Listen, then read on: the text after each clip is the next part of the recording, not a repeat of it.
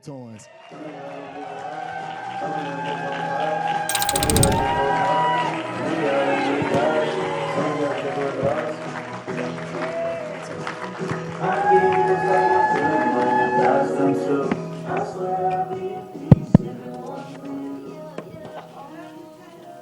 I love y'all. For real. For real, for real, as the young folks say. Well, here we are, y'all. How y'all feeling? Today was a day, and I don't want to hold y'all too much longer today. I know we're a little bit over time, but hey, we just celebrated Juneteenth, so we can operate on CP time. That's cool, right? Well, here we are. Today has been such a special day, and I'm so grateful to have spent it with all of y'all in this room. I hope today was fulfilling and purposeful to our team and everyone involved in putting this together. Thank you all so much. Let's give some love to everybody. X, you did an amazing job hosting, MCing today, bro. Let's keep X MCing the family reunion. This one and his real one. And I have to be very intentional and shouting out to my sister, my homegirl, Sydney Chandler. Y'all see all of this going on. Sydney, Destiny, Raven, Courtney, Sharifa, Unisha, everybody has been so important at bringing this day together. But it was under your leadership, so I appreciate you. And thank you for everything. The Power of Proximity Summit. It was designed to bring together place-based community organizations, local leaders, residents, funders, and partners to foster collaboration, share resources, and develop actionable strategies, ideas to enhance the field of place here in Oak Cliff, but uplifting Dallas at large. I feel that we did that today. I feel that in this short day, thank you, that we were able to do some of those things. I hope this summit will serve as a platform for discussing the unique challenges faced by our communities, as well as the opportunities for growth and collective action. I want to be honest with all y'all. I was nervous about this speech today. Generally, I don't write much down when I do a speech, but coming up after such dynamic speakers and icons and the dynamic people that I'm in front of, I wanted to be intentional with the words that I used and said to you all today. I'm not a stranger to speaking to people. I've done it all the time. As a former educator, I'm used to being in front of 9-year-olds, 12-year-olds, talking to them about nouns and verbs, whatever's going on socially in their world. Maybe if it's John Cena can beat The Rock, or who's better, NBA Youngboy or Jay-Z. These are things that I'm comfortable in having those conversations. I'm comfortable in being in the parking lot of Glendale Shopping Center, talking to Preacher Man about the 90s and what it was like to be in Glendale and get you a Ben's burger in 95 when Bone Thugs and Harmony jamming on everybody's radio. Like, those are comfortable, real situations that are my comfort zone, but this is a little bit different. To address you all today after hearing from these icons and this work was extremely humbling to me. It is extremely humbling. But as I reflected through the day and even leading up to this day, I was wondering, what would I talk to you all about? What could I say that haven't been said? But the one thing that I do know, that I want to make sure everyone in this room understands, no matter what's going on, man, God been so good to us. When I think about and look through all the things that have happened, this is divine work. I see this as an assignment from God, and the things that we're doing here is going to change and make an impact on the foundation, or for foundation for those who come after us. It's a gospel song that says, Lord, you brought me a mighty, mighty long way. And as we celebrate 160 years in a day of emancipation after Juneteenth, I have to give gratitude to the spirit and courage and the will of those who came before us and survived the tyranny and suffering of one of the worst forms of slavery the world has ever seen. By 1860, the population of Dallas County was roughly 8,000 plus people, and over 1,000 of those individuals were enslaved African Americans. That number would double nearly at the start of the Civil War. Making up roughly 1/3 of the county's population, slavery was the central piece to agriculture in the region, especially the cotton business, which we've seen thrive here in Dallas. In June of 1865, the Union troops arrived in Texas, months after the war had ended, to enforce emancipation, leading to what we've become, or what we've known now as Juneteenth. This is a cultural day for our community, especially here in Texas. This is where it started at. I don't ever want people to forget that. But immediately after they were freed, our people were put into a system of black codes, convict leasing, and sharecropping that set the stage for economic bondage for decades to come. In a world full of lies right now, it's important that I stand here and tell y'all the truth. Right now, I could have came up here with a pistol on both of my hips that all y'all could see, but I can't hand out the autobiography of Malcolm X to a student in a classroom. Now tell me how dangerous our history is. Now what's more dangerous and how are we judging these things?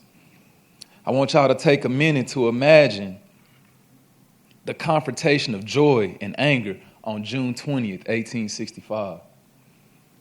Black people got their freedom, and the Confederate South lost the war and their most prized properties. Our ancestors had been praying and imagining this day for centuries. They also understood the key principles that faith without work is dead. No stranger to work, they risked their lives to build, strategize, and establish communities in extreme opposition. Today, I stand encouraged with the spirit of our ancestors that we will continue that, and it won't stop. 160 years later, the words of the great Lauryn Hill play over and over in my head. It could all be so simple, but you rather make it hard. This has become my relationship with this place that I call home, Oak Cliff.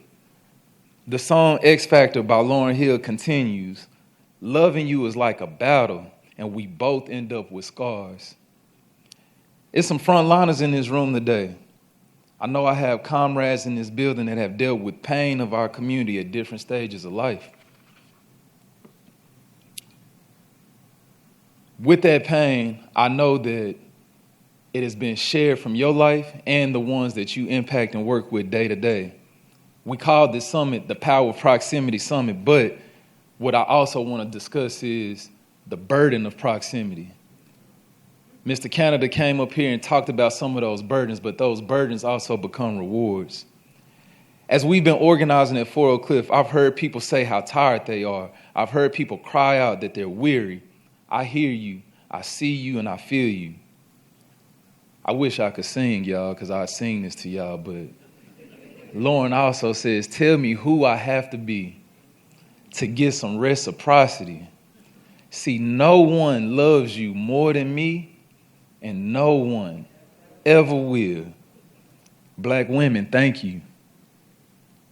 To our caregivers, the mothers, the matriarchs, the nurturers of our community, thank you. Reciprocity, that's right. Reciprocity. Reciprocity is defined as the mutual exchange between two or more participants. It is a social norm in which one person gives something to one person and that person gives something back in return, either immediately or in the future. There is no such thing as community building without this. I believe that through reciprocity and love, we'll gain the fuel of hope to continue to keep moving forward. I just want to say, man, I love y'all. Like, for real, I love all y'all. As we celebrate 10 years of service and resilience, I've been reflecting a lot on the past 10 years. While reflecting, I've laughed, I've cried, I've gotten angry, been encouraged, inspired, and motivated. I even had the thought that, man, I told the team this, Fort Oak Cliff, the best group project I ever worked on. And I'm glad to be with the comrades and teams that we're doing this with. 10 years ago, we sparked a movement from W.W. Bushman Elementary School that became Fort Oak Cliff. Who knew the flame that would come from such an event? We understood the festival wasn't enough to rid our community of oppression. It had been plagued with for centuries and decades. So we started strategizing. We looked at the data. We saw that we were the most incarcerated zip code. We saw that we were one of the most unhealthy zip codes. But we also knew that that data didn't inform or define us as a whole. What we also know is that through social capital, through reciprocity, that we will continue to build.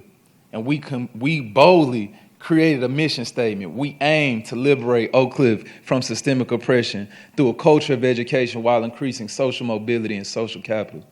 In 2016, we established the first 4 Oak Cliff office space in Glendale Shopping Center. You gotta believe. You gotta believe. Raise your hand if you ever been in that place before.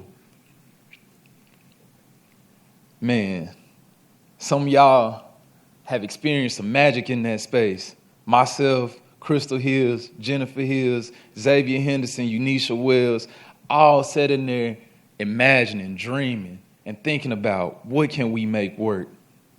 We were as proximal as you can get, from dodging gun shootouts to graduating people with their GEDs. We did it all in that space. We made history in a place that people considered desolate. In the midst of it all, we created a renaissance, but we had to do more. In 2020, we were faced with an unforeseen pandemic that shocked the world. We all were caught off guard. As a proximate organization, it was important for us to be agile. We thought of all the ways that we could support our community. Our work was in direct service and face-to-face and hand-to-hand with our people. I often tell people that you can speak about Oak Cliff and you can say all the things you want to, but don't forget to add resilience. It's one of the most resilient communities in this world and the most resilient people that exist in this world. During that pandemic, I found inspiration by my best friend, my wife, Ariel. My wife had just graduated from nursing school, and I remember watching her wake up to go to the hospital in the heat of the pandemic. And I was inspired and encouraged, and I said, what are we going to do? And I knew that our people needed to eat. So I remember that first food distribution that we did and how we had to go next door to Family Dollar to borrow some dollars. It was no more than 8 of us in that space. And I think one of the wheels on the dolly from Family Dollar was broke too, which made it a little bit more difficult. We were trying to move hundreds of pounds of food, and I really didn't want to be there that day, to be honest with you. But you never know what a little encouragement can do for yourself and the people who you serving. On that day, one of the most encouraging people I know was there, my brother Turner Cooper. He was there reaffirming the power. Man.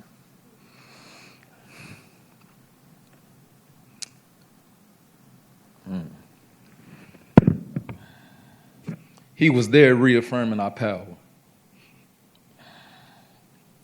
Rest in power to our brother Turner.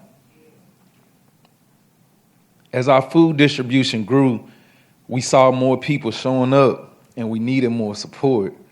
I reached out to my middle school homegirl, Sydney Chandler, and I told her, hey, we need some help organizing volunteers. And she showed up with red hair. With more people, we needed more food. And I reached out to a longtime friend and strategizer, Juliana, to help us get more food to give to more people. Next thing I knew, we were serving thousands of pounds of food to hundreds of people every Wednesday with the support of amazing volunteers to make it all come together. Reciprocity, social capital. Remaining agile was a key to get us through the pandemic. But we had no idea of the opportunities that were on the other side. March 2021, we received the keys to the historic Moreland YMCA that is now the 4 Oak Cliff Community Campus. That's right. From the classroom to the festival, from the shopping center to owning 10 acres of property nestled on Ledbetter, all I can say is God is good all the time, and all the time God is good. Now I stand here before you with a new iteration of 4 Oak Cliff. As we turn the page to a new chapter of the next 10 years, we know that in order to achieve the necessary impact, we have to work together. We have to have reciprocity.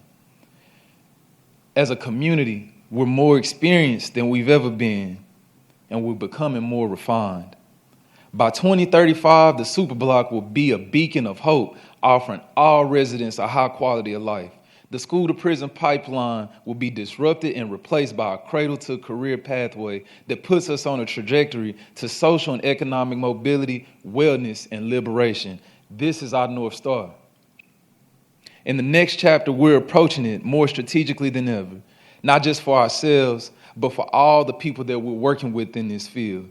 We want to learn from one another. We want to build foundation for those who come after us to stand firmly on and say who they are and know who they are. This work will take time, but we have to start now. The pandemic impacted us in ways, but through data and proximity, we uncovered how chronic absenteeism is also plaguing our education system, but we also know that we are the ones that are going to make an impact on that. Some of you all was blessed to be in the breakout session with our Director of Education, Sharifa Mason. And y'all were talking about where are our children. That's the goal. We have to identify and find where are our children. And the only way we can do that is being proximate to them. If over 40% of our children are chronically absent, then what academic outcomes can we really truly attain? Will we ever see our best if we don't ever have all our children in place at one time? In a political climate that is removing funding from our public school system, this is a way for us to keep millions of dollars from being left on the table. This is not a time for us to be divisive. Not only are we being attacked academically, but our inalienable rights as citizens are being attacked. So right now, when I look at South Oak Cliff and the demographics that make it up, it's not time for communities to go against one another, but the majority of these communities, which are African American and Hispanics, to combine and work together and harness our real power. This is our moment, and this is our time to do that. Our zip code and surrounding zip codes led the state and maybe the nation with some of the most incarcerated people. How do we disrupt that? I got an idea, but I know my bro Eric Hurt got a better one because he a real expert in that. When we started this, Eric was an inspiration, but he wasn't here to be with us.